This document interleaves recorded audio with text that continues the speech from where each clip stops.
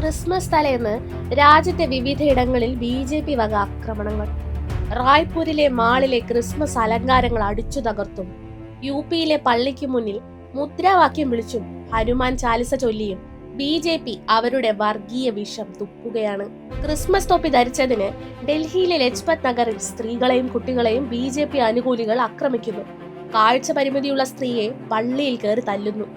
കേരളത്തിലെ ബി.ജെ.പിക്കാർ മാത്രം ബി.ജെ.പി. ആസ്ഥാനത്ത് കരോളുമായി ക്രിസ്മസ് ആഘോഷിക്കുന്നു. ക്രിസ്മസിന് കേക്ക് കൊടുത്തും മാതാവിന് കിരീടം കൊടുത്തും മുട്ടിലിഴഞ്ഞുമൊക്കെ ഗംഭീര പ്രകടനങ്ങളാണ് അവർ കേരളത്തിൽ കാഴ്ചവെക്കുന്നത്. നടന്ന പ്രശ്നങ്ങളൊക്കെ അങ്ങ് നോർത്ത് ഇന്ത്യൻ സംസ്ഥാനങ്ങളിലല്ലേ എന്ന് കരുതി കണ്ണും പൂട്ടിയിരിക്കാൻ പറ്റില്ല.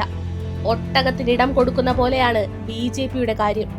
തിരുവനന്തപുരത്തെ ഇലക്ഷന് പിന്നാലെ ഗണഗീത വിവാദവുമായി എത്തിയതൊക്കെ അവരുടെ സാമ്പിൾ മാത്രം. പറയാൻ ഒന്നു മാത്രം ബാക്കി. ആദ്യം അവർ കമ്മ്യൂണിസ്റ്റുകളെ തേടി വന്നു. ഞാൻ ഒന്നും മിണ്ടിയില്ല, കാരണം ഞാനൊരു കമ്മ്യൂണിസ്റ്റ് അല്ലായിരുന്നു. പിന്നീട് അവർ തൊഴിലാളികളെ തേടി വന്നു.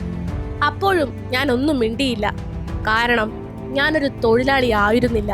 പിന്നീട് അവർ ജൂതരെ തേടി വന്നു. ഞാൻ ഒന്നും മിണ്ടിയില്ല, കാരണം ഞാനൊരു ജൂതനായിരുന്നില്ല. ഒടുവിൽ അവർ എന്നെ തേടി വന്നു. അപ്പോൾ എനിക്ക് വേണ്ടി സംസാരിക്കാൻ ആരും അവശേഷിച്ചിട്ടുണ്ടായിരുന്നില്ല.